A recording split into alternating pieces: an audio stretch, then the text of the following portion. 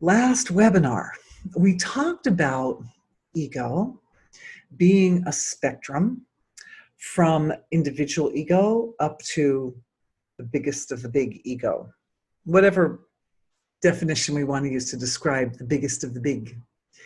I used the idea, the concept, that it means if we talk about ego as sense of self, understanding ourself just through, at the individual level, just through the isolated senses of perception in the here and now, up to every point in creation being infinite. And the understanding of sense of self as that versus the understanding of self as individual. And maybe we don't have to say versus, because my feeling is at this point that it can be all of that. And the whole spectrum in between is ego.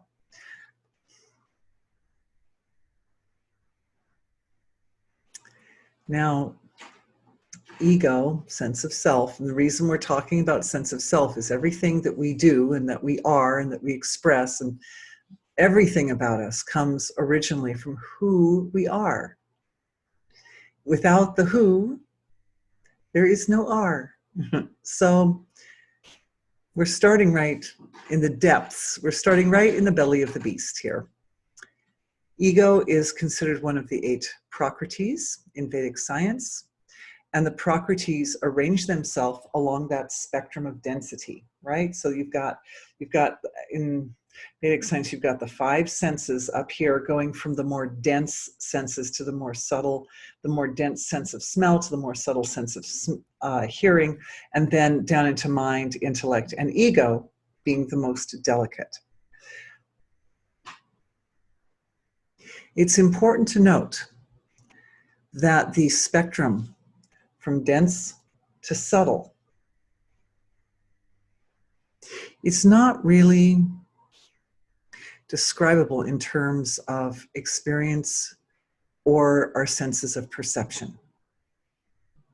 It's not a linear progression.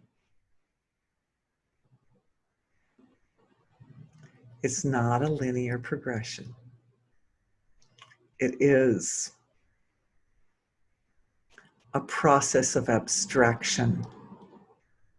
And the abstract is ever very much present in all the most abstract levels, very much present in the denser levels. Then when we get down to the subtle and we have sense of self, then that has its own spectrum that kind of stretches out through the abstract field. I am feeling, as I am speaking, integration in the 3rd chakra. For all of us, integration and stabilization in the 3rd chakra. Just saying, that's the belly center. That's kind of like here, just where the ribs meet the belly, and power center. So there's some integration and stabilization of personal power, which is taking place as I'm talking about ego.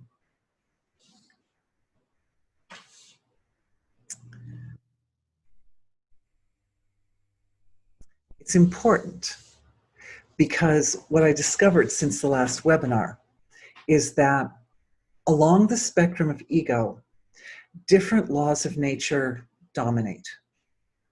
So if we're looking at ourselves as me in the individual moment, the culmination of my senses in the here and now, what's important to me is going to be very different from if I'm understanding myself as the entire totality of creation. There's a difference in there. And what's important to me will determine what is meaningful. And what is meaningful to me will determine how I receive information from the universe. Ooh, so this is kind of potent, just a bit of a potent thing, but let's just go with an example for a minute to kind of help bring it together. From the perspective of Brahman, or Para-Brahman, or refined Para-Brahman, from the perspective of the biggest, most profound level of creation from that perspective of self as all, as totality, everything's perfect. Everything's perfect. Nothing needs to change. What's to evolve? Already complete evolve. It's nothing to evolve. Whereas from the perspective of individuality, we need merely to look at the news and think, there's a lot that needs to evolve. So, right? It's like a huge spectrum. It's very different. It's very different. So for this reason, the Brahman perspective is useful, or we can even say the source of creation if we're looking from the surface to the source of creation. The source of creation is useful as a resource for garnering the knowledge and the perspective, the wisdom that's needed to deal with situations in the here and now and in the present. But it carries with it an element of not needing to change anything. And so when so very much needs to change from the more human perspective, we need to be able to flexibly move our awareness from the point value to totality. We need to be able to move along that spectrum like super flexibly. This is a skill. This is a skill. Also, as the flexibility, that's why we had the integration in the third chakra, right? Because you need to have an anchor and stability in order to increase flexibility and not lose your feet, not lose your footing. We need to be able to increase flexibility, but don't fall down.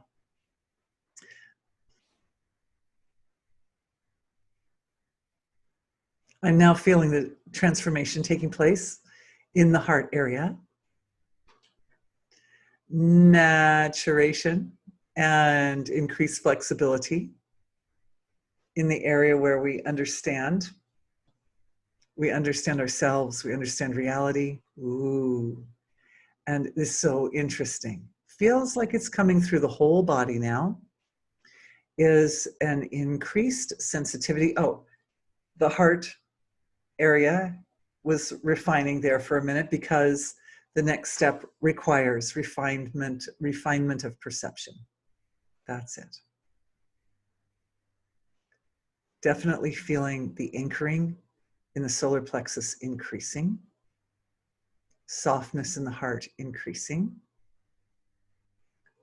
There, through the tissues at a systemic level of the physiology, a flow of light awareness of the body as light, the being as light, every part of the being as light. That's so interesting. All right. So we know we are a soul having a human experience, right? We know this. And it's one thing to just hear those beautiful words and say, yes, that resonates. It must be true. But it's another to literally perceive ourselves as a field of pure energy and light while the body's still here too. While the body's still in the body and present, in the body and present.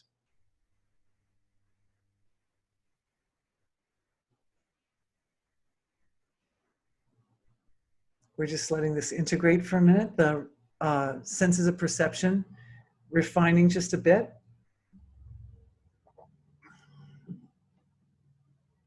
Also looks like in mind and intellect also refining.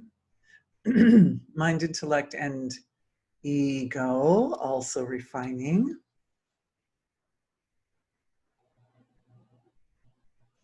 Sometimes it's easier when you look at someone you love and you see their physical body and you perceive the field of life force that is within and around them.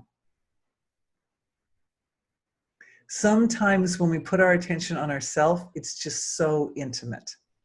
It's so personal. It's a little bit hard to see the forest for the trees. But when you have someone you love who is just light, then it resonates like an echo off of one's own sense of self, ego. And the awareness is, oh, I'm just this field. I am this field of light, and it's like condensed down into the body part. But it's all light. It's all light, and it's all around, and it's all in and around me.